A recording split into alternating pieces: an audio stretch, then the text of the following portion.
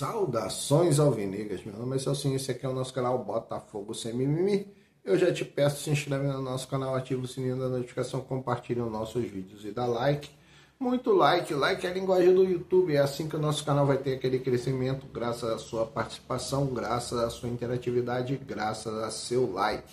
Lembrando que aqui nós só fazemos um conteúdo por dia e aqui nós só falamos do Botafogo. Hoje é sexta-feira, dia 8 de agosto. E nós estamos aqui para dar continuidade aos nossos vídeos. E temos alguns assuntos, eu inclusive anotei aqui para eu não esquecer. Mas eu posso ser que eu fale alguma outra coisa a mais. Porque, como eu falo, eu não tenho script. Eu anotei aqui porque como era muita coisa, eu fiz só as anotações. O resto eu vou falando de cabeça. Não tenho nada para ler, não tenho nada. Só isso aqui que eu dou uma olhada e vou falando sobre o assunto. Bom, o primeiro assunto é o assunto do John, né? Vamos começar por esse assunto aí. John fica. E aí, cara, sem mimimi, sem conversa fiada. Eu dou graças a Deus que o John vai ficar. E o goleiro Neto, que está sendo contratado, também fica. Então, maravilhoso, porque nós vamos ter dois ou três goleiros de qualidade para disputar uma posição no gol. Você sabe que na Copa Libertadores, o Botafogo só pode inscrever 5 jogadores. Então, uma dessas posições teria que obrigatoriamente ser preenchida pelo goleiro. No caso, o Neto. Né? No caso da saída do John, o Botafogo teria que inscrever o Neto. Então, nós perderíamos uma inscrição para os jogadores de linha. Porque na linha nós já temos Arthur Cabral, que certamente estará inscrito, o Montoro, que certamente estará inscrito, o Danilo, que certamente estará inscrito, o Caio Pantaleão, que certamente estará inscrito, e tem mais um jogador que agora eu não me recordo, que eu também acho que vai ser inscrito. Seria o 5º jogador. Né? Então, nós temos esses por hora, nós temos esses 4. O Caio Pantaleão, começando pela defesa agora. Caio Pantaleão, o Danilo, o Álvaro Montoro, o Arthur Cabral. Esses são os 4. Correto? E ainda deve ter mais alguém que eu devo ter esquecido aqui. Depois eu vou lembrar e vou voltar a falar sobre esses 5 jogadores a ser inscritos para essa fase da Libertadores, né? Oitavas de finais, os 2 jogos contra a LDU. Então, no caso da saída do João, essa 5ª vaga seria ocupada pelo Neto. Então, nós aí já estaríamos com um problema, né? Porque alguns jogadores realmente foram contratados com um valor alto, né? Com uma grande expectativa, e você não utilizar esses jogadores para ter que utilizar um goleiro numa vaga que você já tinha, né? Numa vaga que você já tinha, então fica complicado, ficaria muito fora de rumo, né? Fora do rumo. Você teria que voltar atrás para poder abrir vaga para esse goleiro. Então, o John fica. Graças a Deus que o John fica. Não tem conversa fiada, não quero saber se diminuir ou aumentar o valor dele. Ele fica. E se for vendido depois, foi vendido, acabou, tá bom, e ele fica. E o Neto fica também. O outro assunto que eu queria fazer é um breve comentário sobre a entrada do Danilo nesse jogo contra o Bragantino. Todas as matérias que eu já vi, todos os vídeos que eu já vi, podcast, lives, imprensa tradicional, mídia independente, todo mundo elogiou a entrada do Danilo. Elogiou o passe do Danilo, elogiou a movimentação do Danilo dentro do campo. Então, o Danilo entrou muito bem. E ele tem uma qualidade. uma qualidade que o Gregori não tinha. Uma qualidade que o Gregori não tinha. O Gregori é um marcador implacável, com muito vigor físico, o Gregori, mas o Gregori era deficiente no passe, né? O passe do Gregori era aquele passe mais lateral, né? Para ativar um lateral pela lateral direita, lateral esquerda, fazer aquelas jogadas que você vai acelerar o jogo, mas vai acionar os laterais. Ele não tinha aquela bola entre linhas para o centroavante, para um dos meias, né? Ele não tinha essa qualidade. E nós vimos pelo passe que o Danilo deu para o Savarino, que ele tem essa qualidade. E isso vai facilitar também o trabalho do Arthur Cabral, ou de um outro centroavante que esteja jogando, né? O Arthur Cabral, ele vai começar a receber mais vezes uma bola em condições de finalizar, somente finalizar, né? Aquela bola de frente para o goleiro que você entra e finaliza. Então isso é importante, porque às vezes o jogador está ali naquela posição do Arthur Cabral, e eu falo isso com toda a humildade, que eu joguei um pouquinho de centroavante. Cara, é muito difícil você ter que driblar 2, 3 jogadores para fazer um gol. O centroavante, cara, é bola na frente e chuta para gol. Bola na frente e chuta para gol. Cruzamento, cabecear ou concluir para gol. Não tem muito o que fazer. Correto? O que ele pode fazer é ter um bom trabalho de pivô, saber fazer um bom trabalho de pivô e aguardar a chegada desses meias, né? O meia ofensivo ou o segundo volante. E no caso do Danilo, até o Danilo, como primeiro volante. Então, tendo esse jogador com essa capacidade do Danilo, o Savarino, o Arthur, o Montoro e o Arthur Cabral, eles vão ser muito, muito bem municiados. Então, nós vamos ter muitos gols e muitas oportunidades de gol criadas pelo Danilo. Eu creio nisso, Sem contar que ele finaliza bem, ele chuta bem. Ele é um cara que não tem medo de arriscar, não. Ele arrisca bem os chutes de média e longa distância. Então, o segundo assunto com o Danilo, cara, muito boa a participação dele no jogo. A bola que ele tocou não era uma bola simples, não. O que mais impressionou a todos, dos noticiários que eu vi, foi a qualidade do passe. Não foi o passe em si, não foi aquele passe que você pega e bota aquela bola reta, né? Você tá vendo o cara se deslocar e bota aquela bola reta para ele partir para dentro do gol. Não, essa bola ela teve efeito, ela teve visão, foi uma bola colocada como visão e uma bola num passe sob medida, perfeito. O Savarino só chegou na frente do goleiro e desviou. Então, um passe de extrema qualidade, de extrema dificuldade para fazer aquele passe.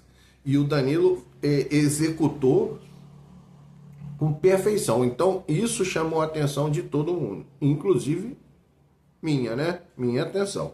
Bom, então vamos lá. Outro assunto que eu queria fazer também, porque eu não faço isso no pré-jogo, no pós-jogo, mas depois eu vou falando sobre alguns jogadores que também me chamaram a atenção. E um deles é o David Ricardo, cara. E esse jogador, David Ricardo, é um jogador espetacular. É um zagueiro muito bom. Você vê que no início do jogo ele estava um pouco fora de sintonia ali. Então, inclusive no lance, logo no início, ele sentiu a perna. Eu percebi que ele deu uma baixadinha e só depois de algum tempo que o comentarista fez essa colocação. Ó, eu vi o David Ricardo lá naquela jogada tal, que já passou, na jogada tal ele deu uma baixadinha. Porque eu não sei se vocês se lembram, mas acho que era o Alan. O Alan tinha começado a fazer um aquecimento. Eu não sei se vocês se lembram, o Alan começou a fazer o aquecimento. Eu acho que foi o Alan que começou a fazer o aquecimento. E os caras ficaram assim, pô, quem é que sentiu? Será que foi o Newton? Será que foi o Marlon Freire? Quem sentiu pro Alan começar a aquecer? Aí o comentarista falou, não, eu vi lá naquela jogada lá pelo lado esquerdo, o David Ricardo colocar a mão na coxa. Ele sentiu. E ele jogou o tempo todo, cara, muito bem. É um jogador que tem uma saída de bola qualificadíssima. É um jogador que tem uma saída de bola muito qualificada. Ele tem rapidez, ele sabe, ele tem noção do espaço. Ele tem noção do espaço. E ele é muito ágil, cara, com a bola no pé. Ele é muito ágil com a bola no pé. Sim, intercepta bem as jogadas, tem uma excelente leitura das jogadas. Cara, é um jogador que desde o primeiro jogo dele eu fiquei impressionado. Ele entrou muito bem. Teve aquele episódio, se não me engano, contra o Atlético Mineiro, né? Que ele foi expulso. Mas, cara, ele foi expulso porque não tinha outra coisa para fazer. Eu lembro até da jogada. Foi uma falta que ele fez no Hulk, se não me engano. Né? Que ele saiu e derrubou o Hulk, que estava indo da intermediária para dentro da nossa área com a bola livre. Não teve o que fazer. Não teve muito o que fazer. Então, cara, o David Ricardo, para mim, uma surpresa gratificante. Uma contratação muito bem feita pelo Botafogo através do seu scout. Esperamos que o scout consiga aí achar um zagueiro pela direita, né? E mais uma vez, meu amigo, eu peço a você, se inscreve no canal, que você vai ver o que eu estou falando. Tá tudo gravado em vídeos anteriores. Você vai ver que eu falei. Você vai ver que eu falei. Eu falei com relação ainda ao Abner. Eu falava, cara, o seu staff, seu clube tá pedindo uma coisa que vai atrapalhar a sua carreira, cara. Vai atrapalhar a sua carreira. Se você está sendo procurado pelo Botafogo, você é um jogador escolhido, classificado ali pelo trabalho do scout. Então é porque nós vemos que o Botafogo vê em você um potencial. E você vai mudar de um patamar X para um patamar 2x ao sair do Juventude e vir para o Botafogo. Então, cara, não deixa o teu empresário, o teu clube fazer exigências que não existem. Ah, eu quero garantia, mas garantia de quê, cara? Garantia de quê? É a tua carreira que está sendo atrapalhada. Então, eu já falava isso para o Abner. Eu falei, cara, você está vindo para um clube onde você tem um zagueiro, o outro zagueiro é você. O cara vai levar 3 cartões amarelos, você vai jogar. O cara vai ser expulso, você vai jogar. O cara vai ter uma lesão por qualquer motivo, é você que vai jogar. Então, cara, olha só, nós agora estamos jogando com 2 zagueiros canhotos porque não temos um zagueiro pela direita. Poderia ser você, Abner. Eu estou falando agora novamente, estou falando para você, torcedor. Poderia ser o Abner. Por que o Abner não veio? Porque o clube está querendo muita segurança, está querendo garantias. E o jogador vai ficar lá. Já deve ter completado o 7º jogo, não pode jogar mais em lugar nenhum. Se não aparecer nenhum time da Europa, da Arábia para levar o jogador, vai ficar lá no Juventude. Vai ficar lá ganhando 10 mil, 20 mil, 30 mil, 100 mil, enquanto poderia estar no Botafogo ganhando 200, 300 mil. Então, o Abner perdeu essa oportunidade. Outro que está perdendo a oportunidade é o Dantas. E eu falo para você, Dantas, cara, vai e pede o seu empresário para conversar com o clube. Mesmo que o clube não seja um clube que precise de dinheiro, mas você precisa de dar um upgrade na sua carreira, cara. Agora você seria o titular. Se você tivesse vindo lá quando o Botafogo te procurou, logo depois do Campeonato Mundial. Né? Do Campeonato Mundial de Clubes. Você já estaria dentro do Botafogo, você já estaria assumindo essa posição que hoje foi deixada pelo Caio Pantaleão. Tá machucado, não pode jogar. já foi substituído no jogo passado pelo próprio David Ricardo, e agora contra o Bragantino entrou o David Ricardo no início do jogo. E você seria o jogador, porque você é destro, você é o cara da posição. Mas, cara, eu tô dando essa minha opinião, né? É opinião, cara. E aí, se chegar até você, glória a Deus. Se não chegar, glória a Deus também. Está registrado nessa plataforma que é o YouTube. Então, falei sobre o Danilo, né? Aí, agora, a outra notícia, né? Notícia que a gente analisa. Eu não trago notícia, eu analiso notícias e dou a minha opinião, correto? Nosso canal não é um canal jornalístico. Aqui nós não temos nada que fazer para te trazer notícia, furo de repórter. Não. Tem uma notícia, a gente analisa. E uma das notícias também é a questão do John Textor, né? Com a Ares, com a Iconic, com a Michelle Kang, com a Eagle Holding e o John Textor. Veja bem, não existe briga dentro do Botafogo. Existe uma briga pelo Botafogo. Existe uma briga pelo Botafogo. O que o mais rápido? Cara, eles querem vender o Botafogo, mas não querem vender o Botafogo para o John Textor. É simples assim. É simples assim. O Botafogo é um case de sucesso. O Botafogo hoje, notícia fresquinha de hoje, que já vi nos cortes, no TF, no Fabiano Bandeira, no BTB Esporte, já vi essa notícia. O Botafogo está entre os 5 clubes concorrendo para o melhor clube da temporada, né? Melhor clube do mundo da temporada. Está entre os 5, o Botafogo. É o único brasileiro que apareceu numa lista. Eu acho que é o primeiro brasileiro a aparecer numa lista como essa. Então tem Paris Saint-Germain, Chelsea, City, parece, Liverpool e o Botafogo. Esses 5. Sendo que o Chelsea, você vê, ele só ganhou a Copa do Mundo. Foi lá e ganhou a Copa do Mundo. Correto? Se não me engano, ganhou lá o campeonato lá, tipo da Série B, Conference League, né? UEFA League, alguma coisa assim. O Botafogo não. O Botafogo ganhou na América o Brasileirão e a Copa Libertadores. Né? O Liverpool só ganhou o campeonato inglês, só ganhou a Premier League. O Paris Saint-Germain ganhou a Ligue 1 e a Champions League.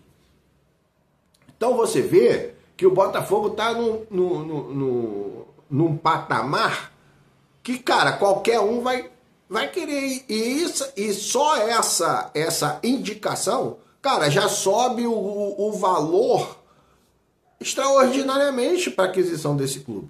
Então o que acontece? O John Textor quer o clube, a Ares, o grupo lá, eles querem vender o clube, porque sabem que vão vender com lucro absurdo, por sinal, mas não querem vender por John Textor. Então entra ali o Marinax, se não me engano, o André Rizek, que deu essa afirmação, fez essa afirmação mediante a todo o contexto de fontes que ele tem, né, os contatos que ele tem, contatos inclusive com John Textor, ele tem até muito contato com John Textor, fala bastante com John Textor, então ele trouxe essa informação, que realmente o Marinax e o John Textor estão ali num diálogo muito promissor para tirar o Botafogo desse grupo, né, dessa questão ali de dificuldades de gerenciamento entre eles e trazer o Botafogo para um novo grupo, mas um grupo saudável, onde o Botafogo vai ter o seu caixa, vai poder negociar os seus jogadores, vai poder ter o seu dinheiro e vai poder ter condições de entrar mais à frente brigando por título. Eu já falei, cara, O que me interessa é o Botafogo brigando. Então, não é questão de John Textor ou de Ares. Quem vier, cara, tem que trazer e ter aquela obrigação de fazer. A construção do estádio tem que ter a obrigação de fazer. Tudo isso tem que ficar amarrado ali no contrato. E nós temos ali o associativo que cuida dessa parte também. Né? O associativo vê, mas você vai fazer isso? Você vai fazer aquilo? Você vai pagar a dívida? Quanto da dívida que nós temos, que agora é de 500 milhões, né? Quanto da dívida você vai saldar agora? 100 milhões para a dívida cair para 400? Para a dívida cair para 300? Quanto você vai saldar agora? Então, a gente aprova a venda para aquele grupo ou para aquele outro grupo, porque vai ter a obrigação de fazer. Bom, então é isso aí. Esses assuntos eu queria falar com vocês. Então é isso aí. Meu nome é Celcinho, canal Botafogo Sem Mimimi. Se inscreve, ativa o sininho, compartilha e dá like. Muito like. E compartilha bastante nos seus grupos, com a sua família, chama seus amigos e me ajuda, né? Mais um canal para você ouvir alguma coisa sobre o Botafogo.